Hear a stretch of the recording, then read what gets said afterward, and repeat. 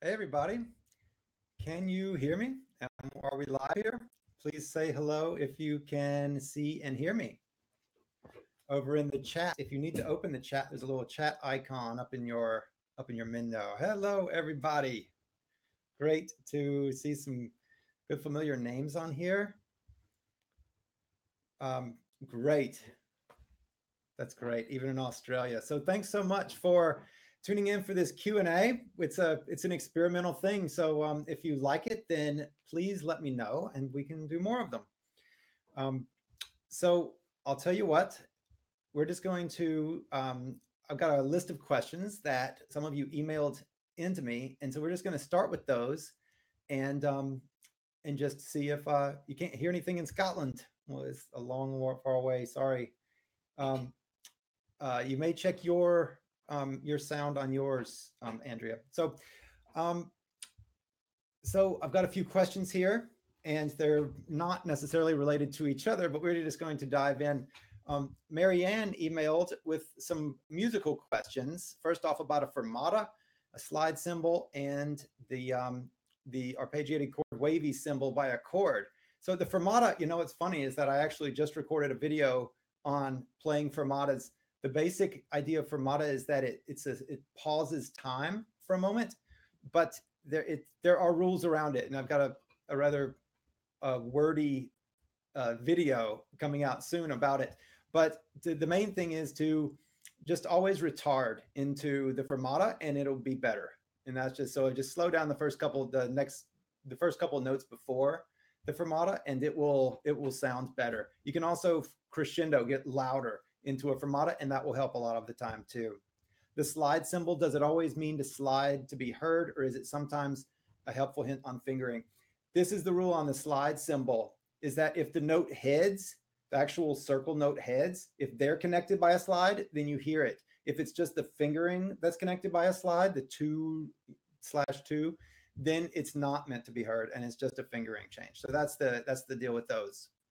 And then the next is, sometimes I come across a chord with a wavy symbol, and if I strum it, it includes open strings that are not part of the chord. How do I strum or get that to work? And the answer is that you do it as a rolled chord. And this is actually coming up in a future level. I can't remember exactly where it starts, but we deal with rolled chords extensively in the program. But you would play, it's ultimately PIMA or PPIMA or PPPIMA, depending on how that goes. So it'll be some sort of combination of that. So as you do a chunk, just like we do in the lower levels, you do that, but then it would you just kind of offset them a little bit. It ends up being an IMA pattern with some P's in front of it. So that is that. Thank you for those questions, Marianne. The next one's from Clive. Any tips to help with my broken nails is much appreciated. Oh, you know why the video is shaky, Nathaniel? Because I'm sitting here rocking my desk back and forth with my hand. I'll try not to do that. So with the nails, I can offer heartfelt sympathies, and that's just about it. So when you have a broken nail, you can either fix it through a Lee press-on nail or some sort of press-on nail that you can super glue. You can get it and super glue it underneath. So you jam it up in there. And you can also use a ping pong ball, cut out a little piece of ping pong ball and shape it, stuff it underneath there with some super glue. It kind of hurts. You end up bruising your cuticle under there or whatever it is underneath there. So you can do that sort of thing, but it might just be easier to just be sad and play with bad nails for a while. Don't polish them or try to make them sound good. Just let them grow out as much as possible and as fast as possible. You could also change your diet a little bit to increase, eat more gelatin or whatever, is good for growing nails. I think there are some supplements and things like that people have suggested in the Facebook group as well. See, there's Adam has a tip on Tiptonic nails. And so that's, I don't know them, but that's a possibility as well. The best is prevention. I mean, is to not break them to begin with, but it takes a while when you first start doing nails to not break them and rip them off on everything. It took me years. So Nigel, thanks so much for the question. Um, Influenced by other genres, seeing the benefits of classical guitar in um, other genres. Well, absolutely. So classical guitar is the beauty of classical guitar and classical guitar technique is that you can put it onto anything. The notes that we play or the style is just a pure choice. I mean, you can play, I play a lot of South American music. I'm a fan. There's also Spanish music, high life, Japanese, salsa, um, anything, swing, jazz, country. I mean, there's when if you've got good hands and your hands can do what you tell them to do, then the actual content is just a choice. So then you're just learning the stylistic thing. If I wanted to learn banjo, it would be easy. I can pick up banjo like that because my fingers already work. So it's just a matter of getting the pattern, learning some stylistic traits, and that's pretty much it. So it's more of a cerebral exercise and not a hand exercise to learn a new style or something because our hands already know how to do it. So it's great for that. The other little thing is the walking exercise. Yes, I'm glad that you're doing that. Just keep with it and it will get better. So thanks, Nigel. So Karen, maybe you could give us some basic tips on guitar care. What can I do to keep my guitar happy, or what should I not do? You know, I haven't actually done an article or anything on guitar care, and it's perhaps because I'm so remiss in this department. I pretty much just, try not to bang it up. Excuse me. I try not to bang it up, and and that's pretty much it. Change the strings once in a while. If you're in a really dry place, then you might want to do a humidifier. Um, it depends on the place. I don't use a humidifier, and I didn't even when I lived in the Southwest where it's very dry, and I never really had much problem with it. Oh, Marianne just chimed in with using an Alaska pick until the nail grows back on the nail question, and that's actually a really good idea. I played with Alaska picks in my transition time from steel string to classical. I really fell in love with the Alaska picks, and they work. So that's a really good recommendation as well. So yeah, so the guitar care, just I wouldn't go too get too serious about it unless it's just overly dry. Oftentimes too, even in moist climates, inside the house is really dry if you have forced air heat. So even though it could be 500% humidity outside, where you're just walking through a big swimming pool, it can still be incredibly dry indoors. And so if you start seeing any sort of warping or bowing of your neck, or your action starts getting higher or lower or something like that, then you might want to humidify. And if you want to humidify, you can just take a damp sponge or paper towel, put it in a baggie of some sort that's left partly open, and just throw it in your case. And you can just do that. But yes. So then the next question is, and I'll share this too. Zach says, always make sure to put the lock on your case. It sounds simple, but the second the guitar is in the case, lock it. And so that can seal in the in the humidity as well. Oh, and it also keeps your case from flying open if you accidentally pick it up and your guitar falling out as well. So that's basic good guitar care. I'm gonna move on to the next one. Is Joe. This seems to be happening to me almost all the time. The harder I try to get something right, the worse it gets. Often the best happens straight when I first pick up the guitar. Is my plight common? Any suggestions help? This is such a funny thing. I actually had a student years ago who, whenever he didn't practice, he'd come in and play much better. So he just said, okay, this was a kid. He was like 8 years old, 9 years old. He's like, well, that's my strategy. I just don't practice, and that way I'll get better. And it doesn't really work that way. What really happens is that things take some time to germinate in our head. So if we're practicing something every day, we might not get it the first couple of days, but if we continue to think about that over time, then we get it. And so it can really seem like I haven't practiced in 3 weeks, and I pick it up and I play better than I did before. But chances are that's not actually the case. You might be more relaxed right then because you're not thinking, you might not be focused on the same criteria. So things that seemed hard, you might not just be ignoring those things. It could just be luck too. It ultimately comes down to how well can I play when I want to. So if I said, okay, right now, pick up your guitar and do something, that's really the question of where something is. And so that's how we want to be able to play, is on the spot in that way, so that we can rely on it. It's just not this, I wonder if I'll play good today, I'm going to share my music with the family, who knows how it'll go. Instead, it's nice to have some sort of reliability, then, so that we can actually do it. We can turn it on. And we still do have some days are better than others and everything else. It can be how much sleep we got, what we ate. We could be in a brain fog because we had too much pie after lunch, whatever it happens to be. There are all these different things. So the best thing for that is just to know that it's on a larger curve. It's like the stock market or something. You can't really look at it this minute and this minute and this minute and see what's going on. It's really, you have to zoom out a little bit and just say, okay, I got a question over here from Ken that says, how many hours a week do you practice or play, Alan? Right now, this varies over time.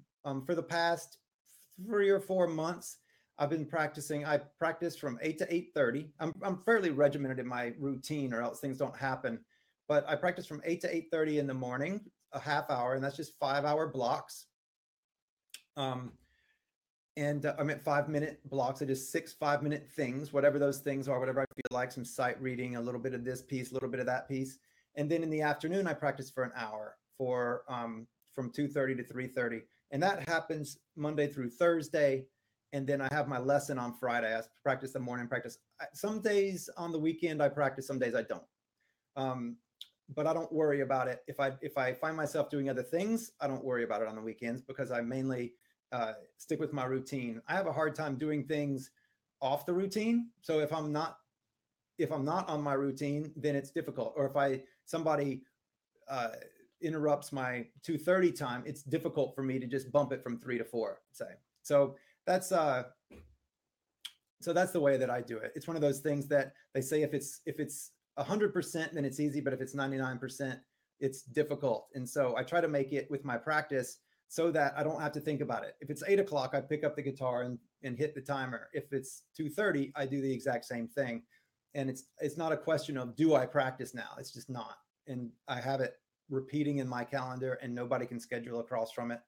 And I just guard it. So that's what I do. Do I consider playing practice? It depends. So it's playing practice. It depends. So practice is when you're actively trying to get something better. That's what practice is. So with playing, if it's practice, I'll probably record it, because then I can actually get some sort of feedback on it. So I try to play something in every practice. Like at the end, I'll run an entire piece, some repertoire maintenance, something like that, just to get the flow, so that it's not all just little bitty pieces all the time and little bits all the time, but to get the larger arc of the piece. So that's useful to do. And so that can be practice. But if I'm just, sitting on the back porch and having a beer and playing, I don't really consider that practice time. It's not quite that. I have to, it's more the intention of improving makes a practice, so that you're working on something specifically to improve.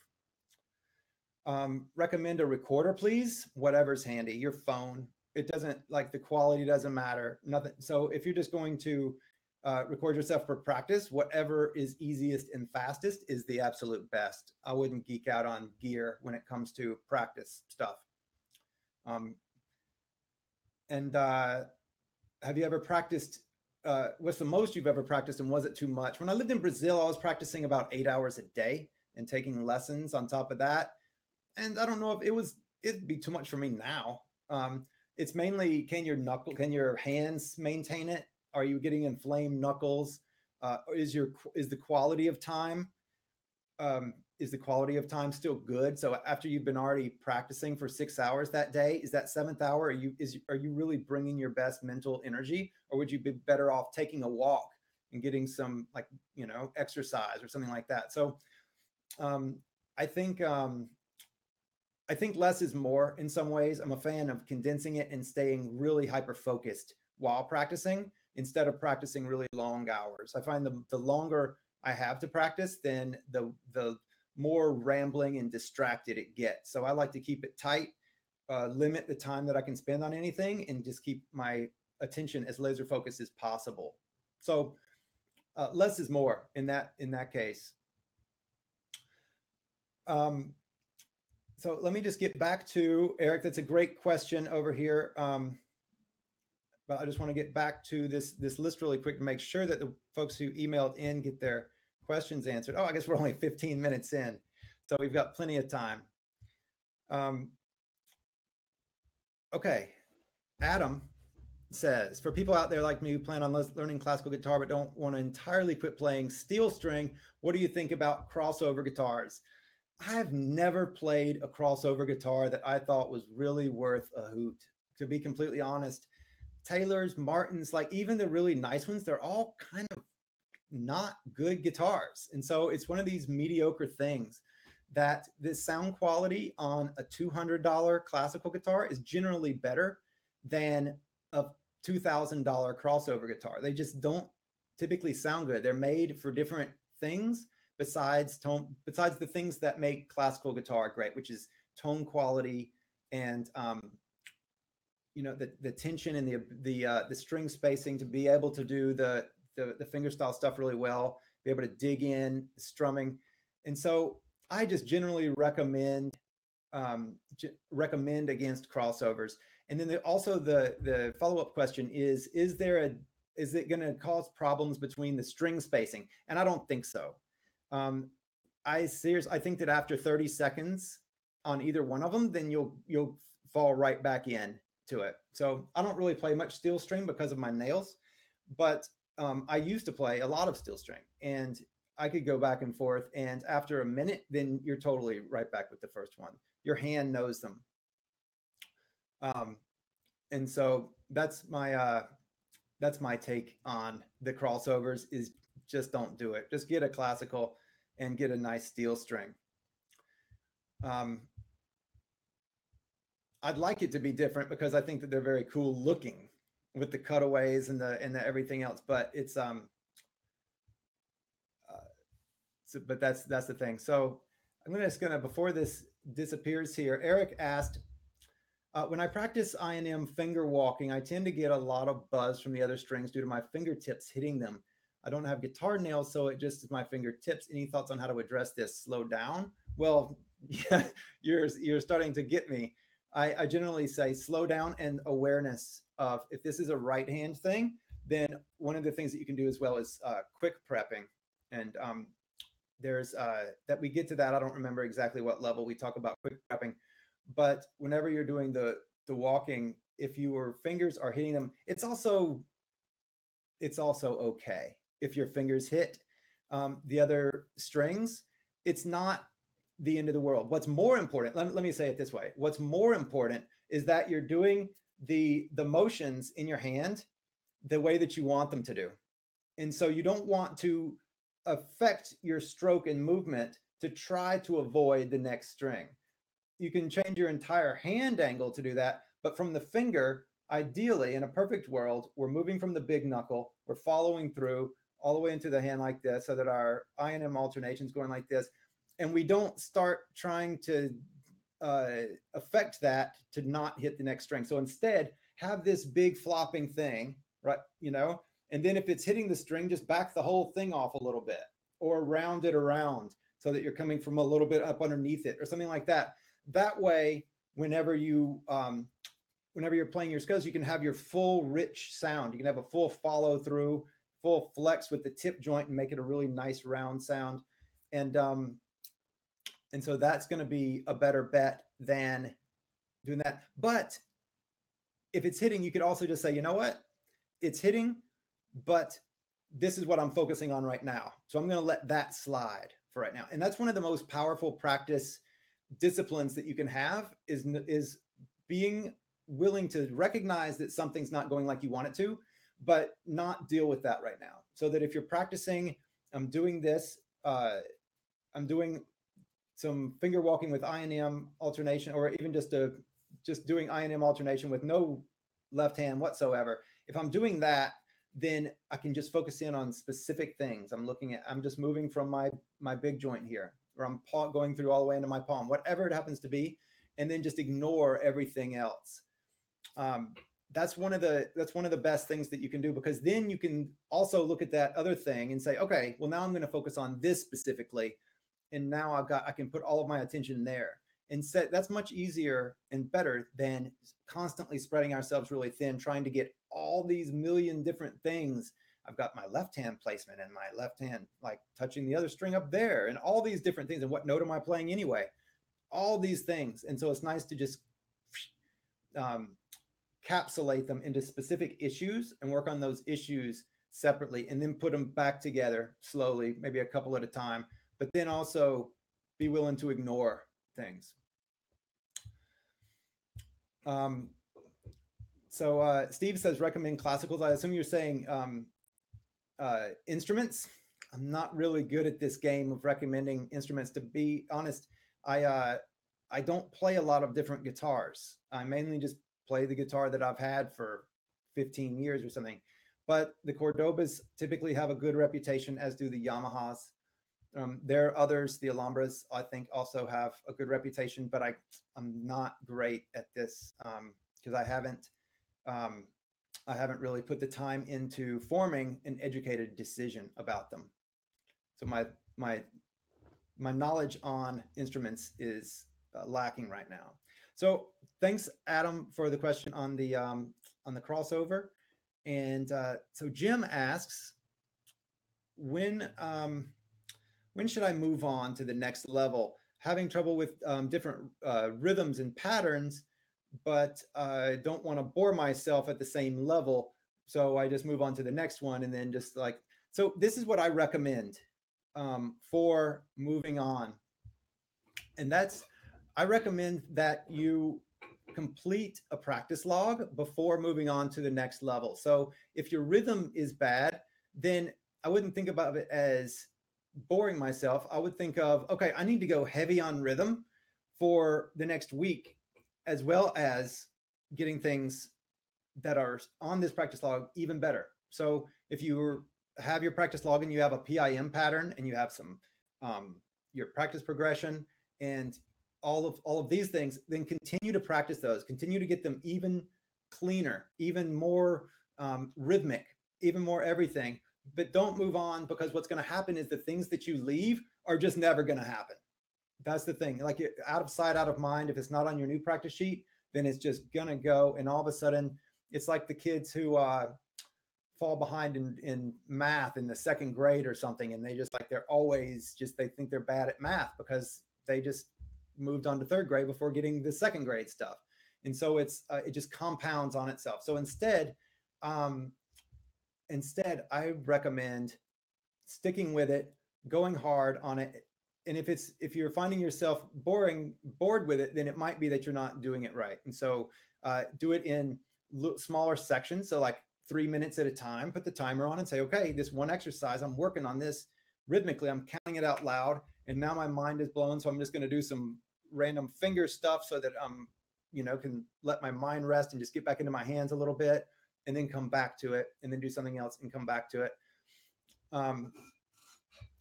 So that's what I would recommend with the practice things, is stay with it and just keep on it and just focus in until you get it, and then move on. And I'm starting to repeat myself now, but I emphatically believe this, because most people have big holes in their playing because they've done this.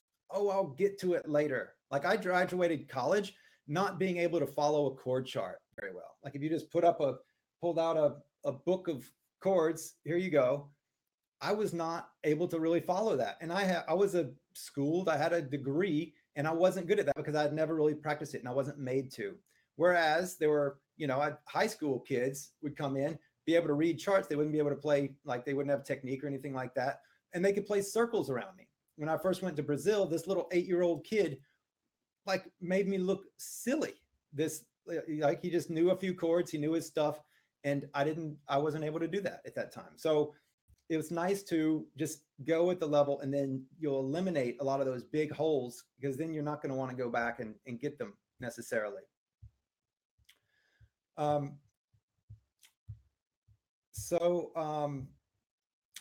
What do you think of AMI right hand technique for faster scales? That's it.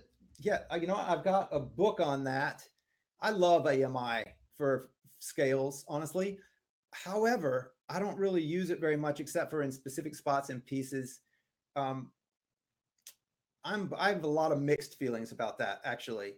I think it's difficult to get a really nice tone on one string consistent using AMI, and to get also the times I've had the most repetitive stress injury was working on tremolo, which is also AMI on one string. It's because you have to do this little angle thing and like kind of crunch your hand a little bit to get those to go, or go really perpendicular to the string, which makes a really bright sound. So I feel like it's a compromise one way or the other, but it's unquestionably cool. So I don't know. There's a way of fingering scales. So right now we do INM alternation for scales, right? And we do our scale shape patterns and everything else.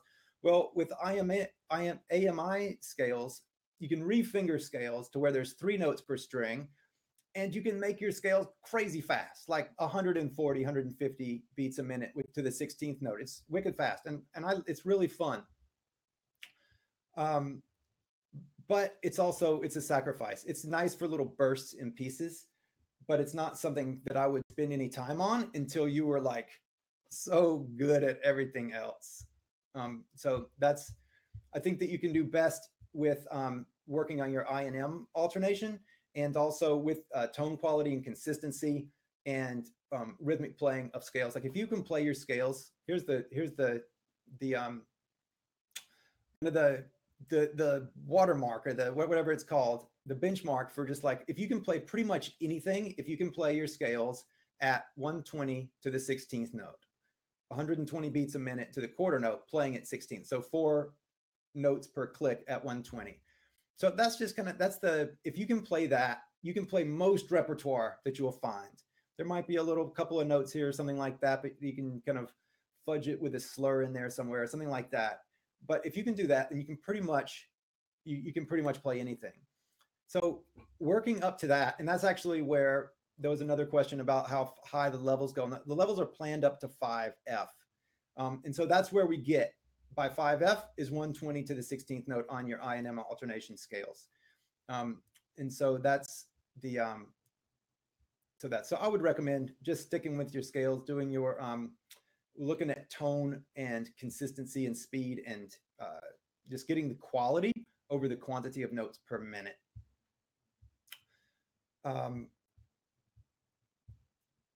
So Ken says, I just started and these basics are everything. I'll be surprised if I'm done with 1A in a month, 2 hours a day. It's the longer you spend on the lower levels, the better you'll be. And this is actually, there's another question that is just really dovetailing with everything we're talking about right now. And this is John's question. Will it eventually go to 5F, 6F, 10F? Also, is 3D considered still beginner? Is it intermediate? At what stage does advanced kick in? What kind of time frame should each level take? And do the levels any way reflect the sort of grade system that are used in some countries, in some systems? So here's the deal with I have a conflict, or I have some static with the graded way. And so I understand the need for it, but at the same time, it kind of assumes things, right? So when we have I'm a big fan of the RCM series, RCM bridges. I think they might go to 8. Is that right? 8 or 10, I can't remember. But there are a lot of people I've met who say I'm level 6 in the RCM, but really they're not level 6 in the RTM. What that means is that they can play the notes on the page in the level 6 book, but it doesn't mean that it's very beautiful. It doesn't mean it's musical in any way. It doesn't mean that it's in rhythm or in time. It doesn't really mean anything except for they can play those notes. And so I feel like the level system in many ways creates note players instead of music players. And so I would rather stay on the lower levels with simpler music and make it and look at the tendencies and the musical patterns that will enable the level 6 music to be really good, to sound like real music, as opposed to, look, I'm playing a level 6 piece and isn't that great, but really no one's going to enjoy it because it sounds like a student playing a level, just playing notes, and there's no real music to it. Whereas if you take, like a really good musician, you take Yo-Yo Ma or Itzhak Perlman or anybody that's at a really high level of playing, and you say, play Mary Had a Little Lamb, it's going to be good, and it's going to be really good, and it's going to be better than somebody who says, I'm at the level of playing Mary Had a Little Lamb. And it's because of all the stuff that comes from the basics. And the basics are what the Woodshed is built on. It's these patterns that the PIM and the PMA, it's ingraining those so that they're really solid, they're instinctual, and they're automatic, so that we can get good tone quality and consistency, and we're not distracted by it. And then we can start looking at, as well as, the musical tendencies, like the long short and crescendoing and decrescendoing, depending on how the note pitch is going, and all these little things, how to handle accents, how to handle fermatas, how to handle all of these things. And as we do this in smaller pieces, then when we learn the larger pieces, we have something to do with them. Whereas if we go ahead and learn the larger pieces, then what happens is we don't have enough bandwidth to think about any of these musical issues. All we can think about is what's the note? How am I going to get to that bar chord? It's all technical. So then all we have is this technical playing. And unfortunately, the level system and also the whole competitive GFA and all of this, and much of academia, that's really all it's worried about is, can you play the right note in time? Can you make it really nice tone? But there's really very little music happening in that. And I hope I don't step on any toes with that, but it's, thanks, Mark, for popping in. So my thing is, stay with the basics and really apply and make smaller, more accessible pieces that you can get the notes to really fast. And then you can think about something more important than notes. Of course, we want to play the big pieces. I like to play big pieces too, and it's a challenge. And so I think it's great to constantly push. But the real work, I've benefited more from recording and from practicing and playing the beginning pieces. Like I recorded a bunch of bridges pieces years ago, 3 or 4 years ago, and just all the ones from the courses. Like those are just workshops. Like I benefit so much from recording Spanish Romance and from the Kuffner on Dentino and these things that are beginning pieces, right? Quote unquote. Well, if you bring a really high level of intention to them and say, no, I want this note to be louder than this note, and I want this note to be placed just like that, right? Then all of a sudden it's hard. It's hard to play Mary Had a Little Lamb if you have really high intentions for it. So that's my take on the levels. So the levels will go up to 5F as currently planned. So 5 levels, each of 6, 30 different sub levels. What kind of time frame? As long as you're willing to do it, and as long as you can, as long as you're willing to take to get through there. It's I kind of made it to where I had the perfect learning sequence, as says research, is it goes along with somewhat like the Fibonacci sequence, which is you take, so it's be 1, you double it 2, and then you add those 2 together. So 2 plus 1 is 3, 3 plus 2 is 5, 5 plus 3 is 8. So each of them, they get incrementally longer and bigger. Well, that's also a challenge level is really inspiring and it continues to be engaging if it follows roughly that sequence. So the goal in the program was to actually do this. That is a long way from 1A. Um, the goal is for each one to get steadily larger. And so the ones in level 3 and the ones in level 5, they will take longer to work through. The things will be, it'll take a little bit more work, denser material, but the main core of the basics technically is all through its levels 1 and 2, and it's mainly through about the middle of level 2. So it's those first eight or nine micro levels. Those are the core, and I still practice that same stuff. So this morning I was practicing IMA patterns with the practice progression, and it wasn't easy or anything, because I'm looking for absolute cleanliness of every single note. I'm looking for a particular tone quality. For a touch, I'm looking at relaxation through my arms, really smooth shifts. It's the level that you put it at is what determines whether it's easy or not. Anybody can play a hard piece like a beginner, right? In bad time and with, and stopping at the hard parts and doing all this ton of stuff. It's not that hard. Oh, Steve, 3 levels, not 5. They're in process. It's there's the three E and F are videoed, not up yet, and levels 4 and they're in process. They're in the course of being videoed still. So, but I think I'm still ahead of everybody on the program. I don't think I'm holding anybody up quite yet. I hope not. But for other levels are coming. They're in constant process. There's also a lot of the posts that come out about some things. Just the weekend posts are lessons for the future level. So a lot of the posts, I decide on them because it's something that we're talking about in a future level, and I want a exploration of that. So Fermatas, I did a post on Fermatas. We look at Fermatas and we practice through Fermatas in one of the levels, and so then I wanted that tutorial made for that. So that's how that all comes to be. So there's a lot of pieces. I don't know if you've noticed to the programs of working it, but it's all planned out in massive spreadsheets, but it's on the way. So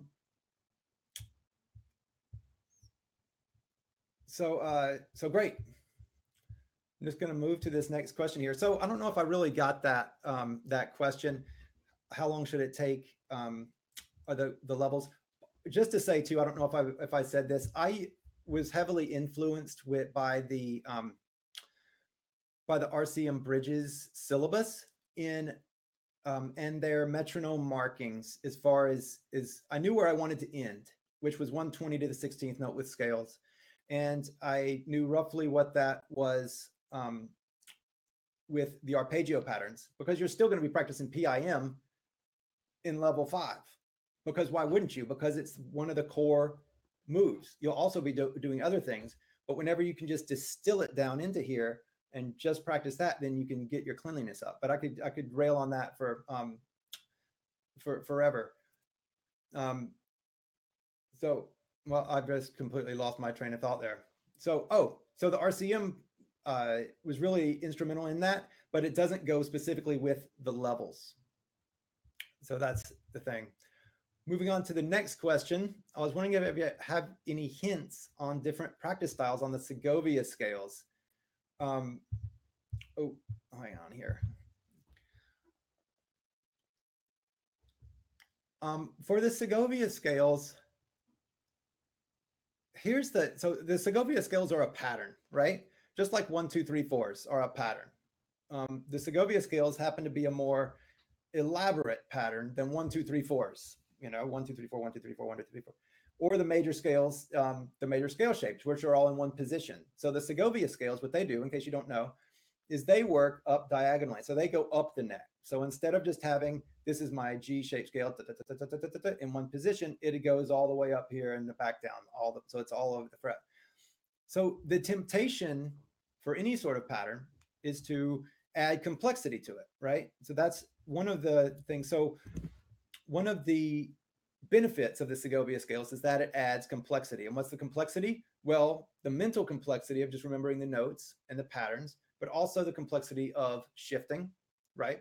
Of playing above the 12th fret. That adds a different type of positioning. So there's a different complexity there. So it adds all these different complexities.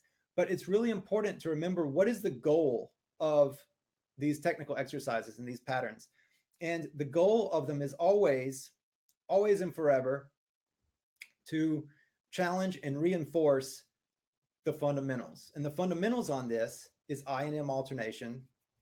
It's finger placement with the left hand. It's the basic tone quality, and it's the synchronization of the hands. So that's the goal of these. So if you're so focused on the right hand, or I'm sorry, on the left hand, that your I and M alternation does not use the best form that you're after, if it's inconsistent, if you're creating excess tension and doing all these things, well, then the whole exercise of practicing those scales at all is doing more. It's not doing you good in that case. It's good mentally because you really feel like you're doing something, right? It's like, I'm going to go and dig holes in the yard, and I'm going to really feel like I'm doing something. But if it's not for a particular reason, filling a specific need, then it really is busy work. And even though it is satisfying that we feel like we're doing something, it's not going to get us the results and the benefits that we want as quickly as it would if we focused on the absolute core fundamental that it's working on. So for scales, it's I and M alternation. And so that's in synchronization of the hands. And so that can be done with 1, 2, 3, 4s, right? It can be done first off with no left hand whatsoever, and then 1, 2, 3, 4s, and then our scale shapes, right? And our open scale shapes, and then our movable scale shapes with the 5 scale shapes, with all these different things. And what we're doing with that is we're adding complexity bit by bit. But the main point of adding that complexity is to challenge our right hand technique. And so that's the way I view all technical exercises that include the right hand, is that their point is to challenge the right hand, because the right hand is really, that is the thing in classical guitar technique, is the right hand. The left hand, of course, needs to do stuff as well, but it's a little bit more forgiving. Once your right hand starts doing stuff, your left hand catches up to it, honestly, if you put time into it. And you can just do with left hand, you can just do some slurs, and that's pretty much, you can get there, a few slurs and some scales, and you're good with the right hand, with the left hand. So then always with everything, with all these, just like the practice progression, that's a layer of complexity to add to the arpeggio patterns, to the chunks at first, right? And all of a sudden it's like, well, wait a second. You can tell if you're in 1A and you've been doing the chunks, then you're saying, well, when do I chunk in relationship to the shift? Do I shift and then chunk, or do I do it at the same time? Like, how's that? That's adding complexity. It's making you think about how your hands work together while keeping the main focus on the right hand. And am I still closing my hand from the big knuckle, letting my tip joints be passive, closing into my hand? All this. So that's the main thing. So as you go forward, that's the point of technique work. And if you do that, and if you look at technique work in that way, then it's going to constantly be more interesting and more challenging. And immediately you'll know if things are happening, versus I think I've been practicing the same things for a while. I think I need a new exercise. Well, if that's the case, then it might be that you're not paying close enough attention to the details of something. Because if it is, then you might very well may be ready for a new exercise. But it should be, because I'm so good at this that I need to increase the complexity. This has become easy to me to do well. This has become easy for me to do well. It's becoming automatic. And so therefore, I need to increase the complexity. But ideally, it's not a complexity of just like, I've been doing this for a couple of days. What's next? Got it. What's next? Because what's going to happen there is not much over time. But that's the way, and that's the thing with the levels programs. I feel like they don't really value any sort of fundamental movements, and it's just about like, what's next? What's next? Got the notes of that tune? Great. Move on to the next one. And that's the academic model as well of, okay, this term we're doing this, and then never play it again and go to the next term and we'll play this next thing, right? And then who knows, over time you'll get better because you just will. All right, well, I have reached the list of questions. Is there any other questions that I missed in the chat? Please ask again, or if you have any other. It's a hard decision though when to start the next level if you want 100%. Yes, it is. But there is, you can look at, okay, am I filling the bill here? Can I do my chunk chords along with the practice progression at this particular speed? And that's a yes or no question.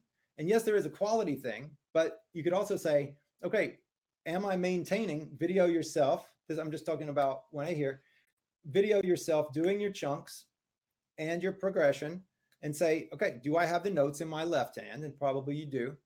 And as I do this, am I maintaining my right hand doing the chunk motion all the way through? And can I do that at 60 beats a minute with my right hand looking good the whole time? And video it and look at it. And then that is a definite, yes, I did it. I'm ready to move on. And then you can build on that. So that's how, Joe, you don't want to be perfectionistic and just like hang up on everything. It's just, the main thing for video is just to practice using video and just getting used to it. Sorry, I'm shaking the camera here again. And so this is, are there any other questions? I think if there, I'm just scrolling through the, is 50 millimeter a sufficient net width, or is 52 still preferred? I'm sorry, I just don't even know millimeters. You have to forgive me. I just don't even know. So just looking through here for other questions and not seeing any. So I think that, is there something you always practice? That's such a good question, Zach. I am American. That's with the millimeter thing. So is there something that I always practice? That's an excellent question. Yes, there is. The first 5 minutes of my practice is consistent. I play very slow scales with I&M alternation, and I'm focusing on, and I mean slow scales. So this is, and I work on releasing, this is a full body muscular thing, and also to get my awareness into what I'm doing. So for the first 5 minutes, then this is what I'm doing. And I'm feeling the tension levels when I play something. They go up and then they go down. And I'm looking at the stroke of my fingers and the way that my fingertips flex through the things. I'm listening to the notes to see if I can get the tone very consistent. There's a lot of, I've studied Alexander technique for a long time. And so I'm releasing my legs, releasing my, trying to let my weight be supported by the seat. So this, I actually spent a year doing this and very little else years ago, which drove my teacher at the time crazy. He thought I was insane.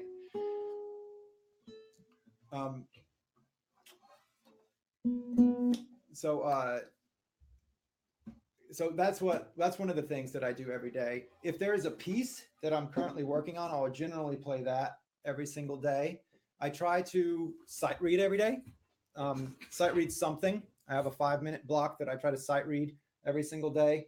And so I have actually a checklist of things that I want to get done. And one of them is record something, look back at it. And another one is sight read. And then I always do that. Beyond that, then it's different pieces, different exercises. It's a very rare day I don't play some arpeggio pattern with the practice progression that you're playing as well, that you're learning as well.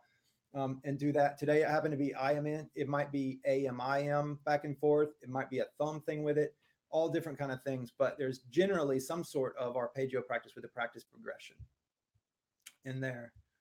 So here's another question from John. Thanks. I've been struggling with PMI, but get the other patterns earlier. Should I move on to others or hold back all of them until PMI catches up? Isn't it funny how some are just different than other ones? Try this. This is for your PMI, instead of fully prepping, this might, for the PMI and the PAM both, this is something, and this is, I've written about this elsewhere. So when you play it, instead of prepping them both, throw the I finger out just a little bit further. And then when the M plays, let it come into it. And that might make things easier than this. So instead, it's not a huge difference. It's from here to just release it a little bit further. But think about, you're throwing, the action is throwing it's still throwing them both out, and it's throwing the I further. And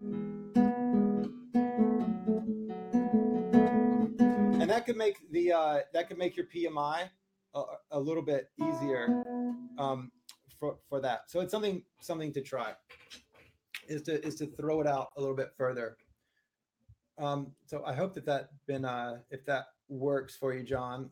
Also, I would focus on, I wouldn't hold the other patterns back.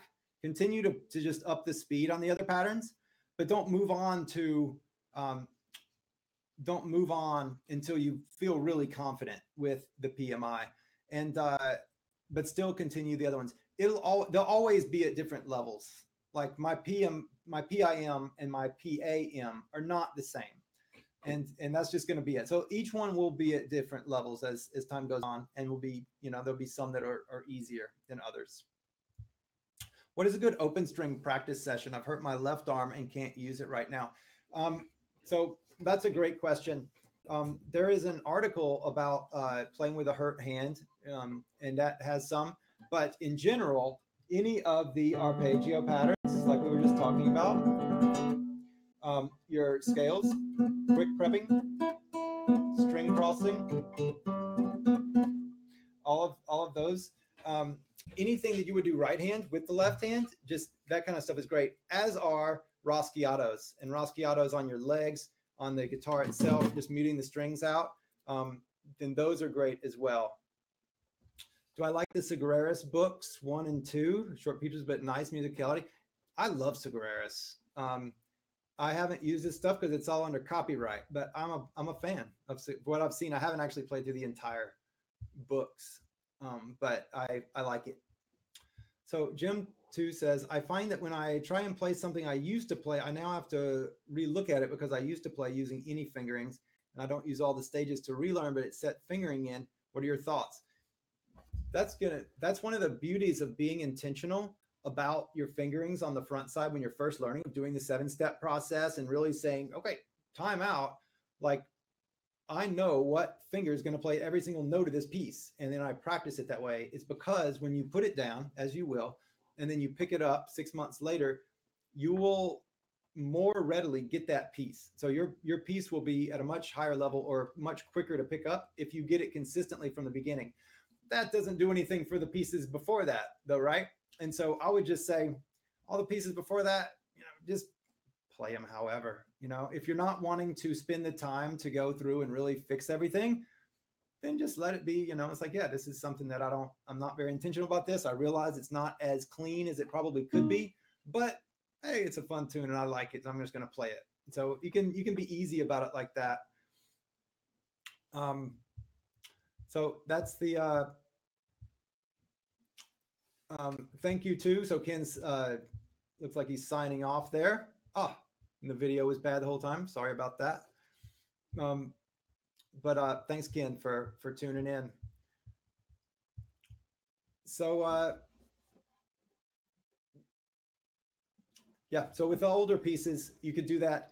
The other thing you could do is see if there's any specific little spots that would benefit from working it out. So if it was like that one tricky spot that always tripped you up, then you can go back and really just work out your fingerings, use the 7-step process, and work out your fingerings and the technical issues for that one little spot. and then just let the rest of it be whatever it is. And that way you can play the whole piece again. And so I'll do that as well. So there are some pieces that I learned, however many, 15 years ago, that I'll play them and it's like, that's not quite right, but I don't know what it is. And then if there's one little spot, then I might go back and put my new learnings into that particular spot and then get it. All right. So are there any other questions? Thank you guys so much for spending this time and for all the questions. It's really really fun, and it's great to just communicate with you more one-on-one like this, or more face-to-face in this way, or however it is, face-to-chat in this way. So this replay will be available. I hope that I hope it was helpful. And if you ever have any other questions, then please, you can just send them anytime and just say, hey, this is a webinar question or something like that. And then maybe it'll eventually get to it, or maybe I'll answer it. Or I'm just shooting from the hip here, and so I have no idea. If you send a question, I'll probably just answer it. How many of you logged in? I think there were maybe a high of 35 on here live today. I think a lot more will see the replay. Bad video feed. Too bad. Sorry, John. Great. So thank you all so much. Have a wonderful day. There's still 4 minutes left in this hour. You can get 4 minutes of arpeggio practice in before lunch or whatever it happens to be where you are. So thank you so much again. And hope to talk to you soon. Take care.